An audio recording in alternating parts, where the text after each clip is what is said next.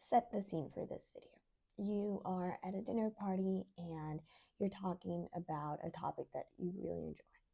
And you're feeling engaging and confident and just witty. And later, a really close friend of yours comes and says, "Hey, you seem a bit too intense or a little bit nervous. What's going on?" And that evening, you're suddenly wondering which version of you is real, the confident one or the one that it was described as anxious. And you just experienced a very human thing, which is the disconnect between how you see yourself and how others see you. And understanding this disconnect can help you navigate relationships and make decisions and ultimately help you understand yourself a little bit better. So today we're diving a little bit deeper into self-perception and others' perception through a psychological standpoint. And we'll discover how something as simple as the relationship with alcohol can change these perceptions in ways that you have never thought about. From a psychological perspective, how we see ourselves and how others see us, it's never very straightforward. It has a lot of inputs. And how we see ourselves operates below conscious level. It's the unconscious patterns that really makes the perception. But here's a fascinating thing. Relational psychology tells us that our self is actually built through the input of others. So we don't become ourselves in isolation. We always have inputs of our loved ones. And who we become is who we are through our relationships. So this means that how others sees us has a lot to do of how we see ourselves.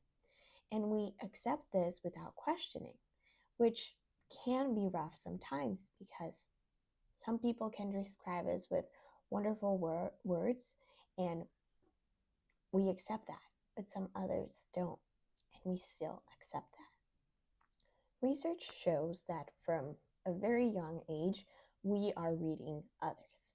That's how we learn. And we are mirroring their responses. So we can understand how to act accordingly.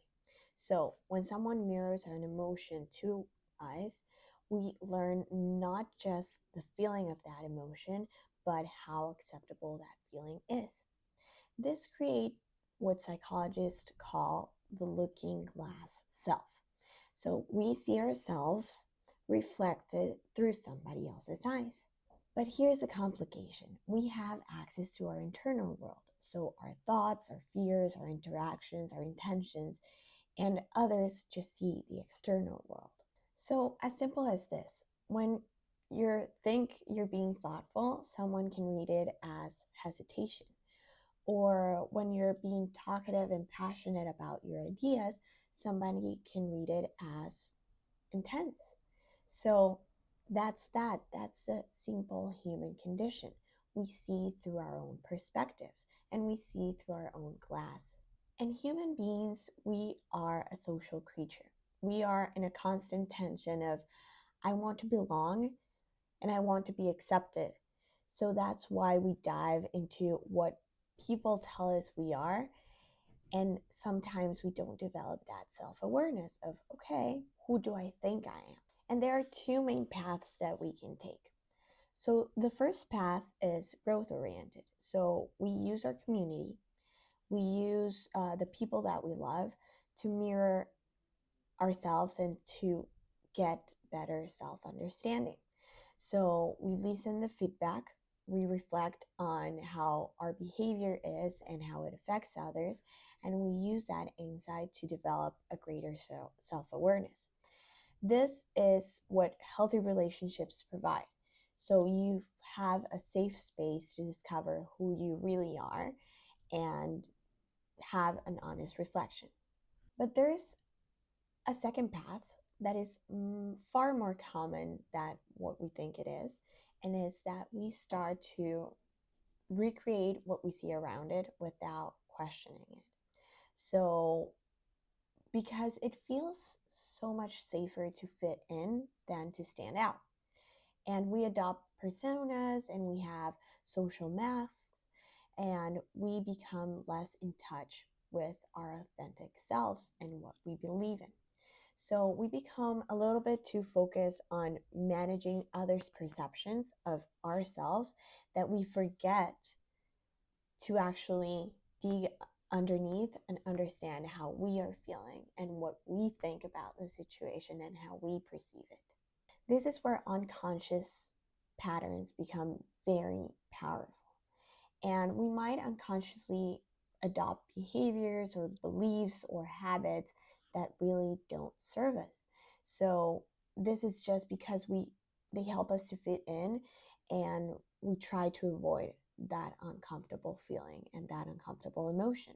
Here's the crucial thing about this, and this is what we want to understand.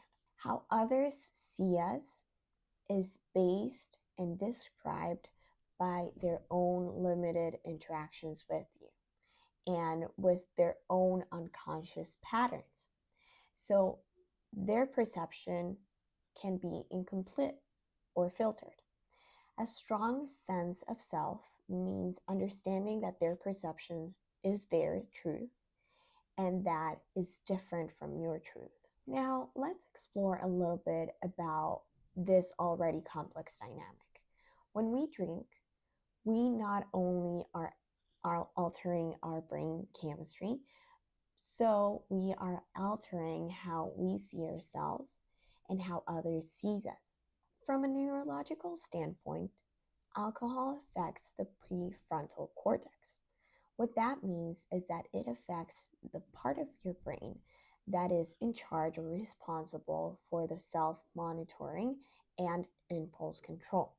This means that when you're drinking, your ability to read social cues or understand your behavior is impaired.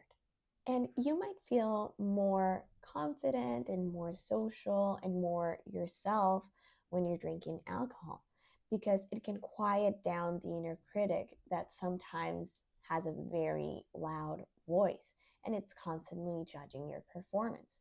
In those moments, you might feel that you're finally showing your real personality. You feel more relaxed and more engaging and more fun. So here's what happens through others' perspective. They're reading or they're seeing someone who has an altered behavior pattern or is louder than usual or is less filtered with their responses.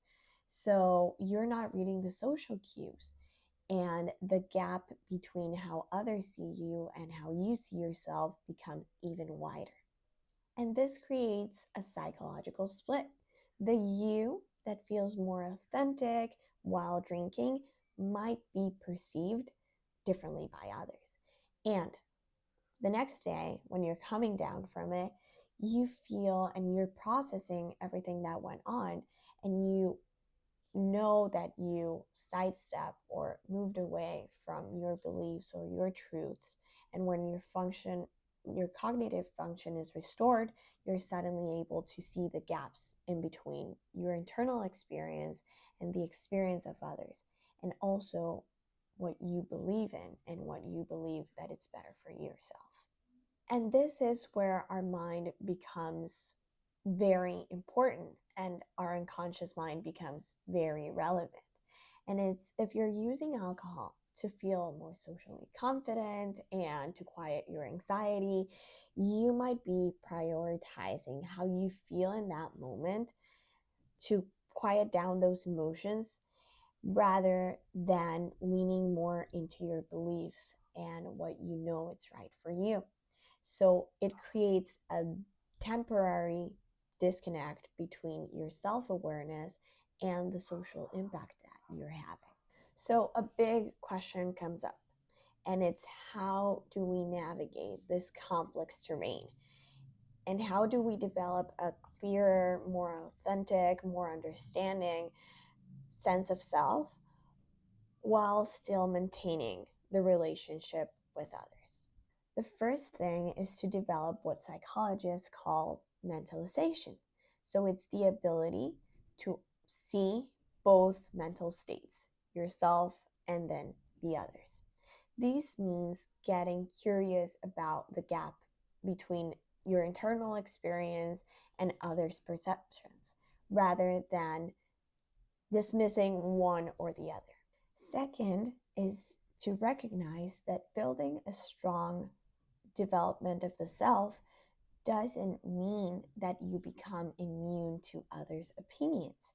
It means that you have enough internal clarity to receive the feedback without being unbalanced by it. When someone sees you differently than you see yourself, you can explore that difference and approach it with curiosity without being defensive.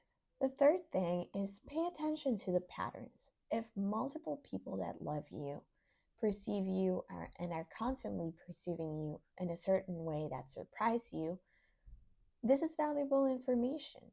Not because their perception is automatically correct, but because it's something that can impact you.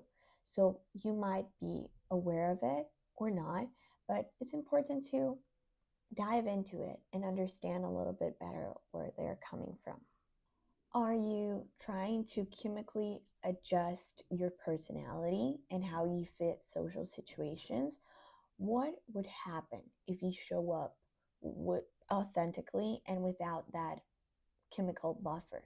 So, to wrap up, we gotta understand that the relationship between how you see yourself and how others see you, it's always complex, and there's gonna be a gap. And this complexity isn't a problem to solve. It is what makes us human. The goal is not to be perfectly aligned between the perceptions, but is developing enough self-awareness to navigate the relationship and to navigate those differences with your authentic self. And it's about building relationships that you can be honest with and that you can have a honest reflection of what's going on. So you can develop internal security and that others' perceptions are not defining you, but giving you feedback. And remember this, others' perception of you is their truth, and it is not your job to change it or conform to it. Your job is to understand yourself deeply so that you can remain grounded in your truth and grow the connection that you have with others. What would happen if you approach every social interaction with this kind of curiosity and non-defensive awareness? What would change if you trusted yourself enough to be genuinely seen? If you want to learn more about this topic, or you want to learn about different topics about the unconscious mind, download the app Unconscious Moderation, where you would have these videos and many more so you can understand yourself better, dive into self-awareness, and be curious. So see you there.